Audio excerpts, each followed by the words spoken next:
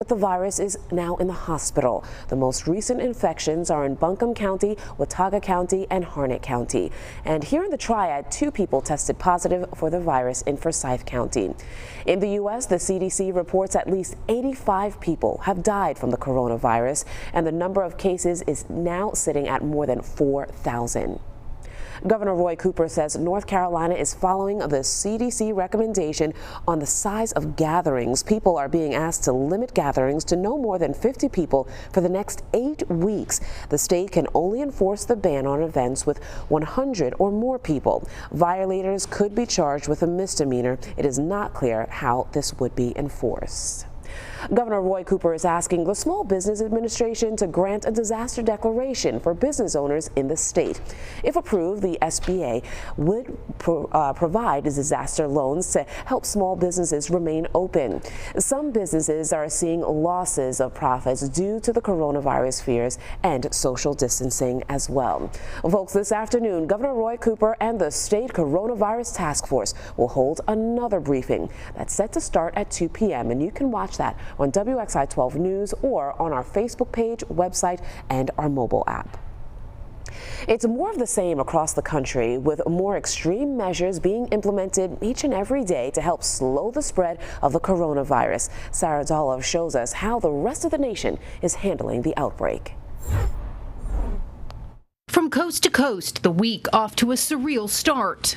It's like a nightmare that doesn't end. As COVID-19 cases climb at an alarming rate, roughly a dozen states now offering drive-through testing. One in one side of the nose and one in the other side, and then we put it inside the tube and we close it off and we send it with their individual information. The White House repeating a promise it made last week to make more tests available in a matter of days, as the president urged the toughest guidelines yet, including school closures in affected areas, avoiding discretionary travel, avoiding groups of 10 or more, and working from home when possible. Each and every one of us has a critical role to play in stopping the spread and transmission of the virus. Millions of Americans adjusting to dramatically different routines. 7 million people in the San Francisco Bay Area told to go home and stay home for 3 weeks. Restaurants and stores shuttered, grocery store shelves bare. It's just chaos. There's a huge line to get toilet paper. But the message from grocers, America is not running out of food. We're still going to be able to feed people. Schools offering online learning and take-home lunches for those who rely on free or reduced food. I gave enough for the whole week, for 5 days. A new, uncertain normal amid a national emergency. Sarah Doloff, NBC News. As the coronavirus continues to spread, school leaders are doing all they can to look out for students and give a sense of reassurance. Winston-Salem Forsyth County school leaders met last night to discuss how to educate and feed students remotely. The school board passed a recommendation to partner with a company to provide wireless internet hotspots for children without internet access. Online schooling is set to start in the district on Thursday. Another big concern is getting meals to students who need them. About 55,000 students in our school system in Forsyth County. About 28,000 of those eat breakfast and lunch with us every single day. So that we know that need is out there, and that's why we want to make sure that these services continue. Starting today, breakfast and lunch will be provided at almost every school in the county. It is free if you're under 18 and $1 to $2 for adults. This will all cost roughly $1 million. That money is coming from Title IV funds. A reminder, Guilford County Schools will also offer meals for students in the district. There are 32 grab-and-go sites across the district. They're going to be open every day this week through Friday from 11 a.m. until noon. Students can pick up their lunch for the day and breakfast for the next morning. You can find a full list of locations on WXI12.com, and Guilford County Schools also kicked off its meals deliveries to students who are homeless or in transition. The deliveries will continue for at least the next 2 weeks. Bennett College students now have remote learning options. That policy went into effect yesterday. There will be no more in-person classes. The remote classes at Bennett College will last for the remainder of the spring semester. Residence halls will close on March 23rd at noon. This follows many other public and private colleges in North Carolina with similar measures. Starting today, you can get tested for coronavirus in the Triad the same way that you'd pick up a meal through like a drive-through.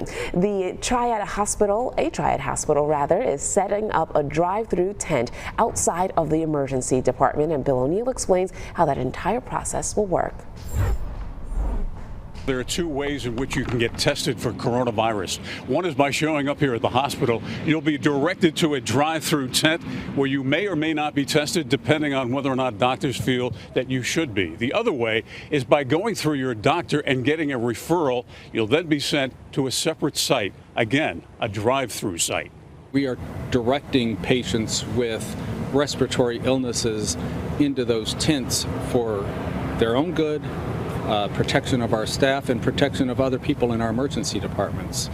In these tents, patients will be screened to determine whether or not they should be tested for COVID-19 or have other testing, and decisions will be made in these tents just like if they were in the emergency department. There have been some question about whether or not we have enough tests to go around, that there's a shortage worldwide. Do we have enough tests to take care of this area? We have enough tests to take care of the area if we're judicious in our decision making. So if we test the people who really need to be tested, we have enough testing materials and supplies. Dr. Sword says that Cone Health prefers patients begin the screening protocol by contacting their doctor and getting a referral for a COVID-19 test. Who is that? Who would be more likely to be at risk? Yeah, patients with underlying medical illnesses, pulmonary disease, heart disease, some diabetics, people who have chronic medical conditions are more likely to need testing than people who don't. A spokesman here at Moses Cone says they've conducted roughly 50 exams. So far, none of them have come back positive. In Greensboro, I'm Bill O'Neill, WXII 12 News. And in addition to that, Novant Health is also limiting visitors in its hospitals. Starting at 8 this morning, patients can't have any more than 2 visitors at any given time. Those visitors must be immediate family, 13 years or older, or a designated caregiver. They also cannot have a cough, a fever, or any flu-like symptoms as well. You can head to our website for more on all things that you need to know about the coronavirus in our area. And before you head out the door this morning, check our full list of cancellations and closings in the Triad. That's all on WXII12.com as well as on our free mobile app.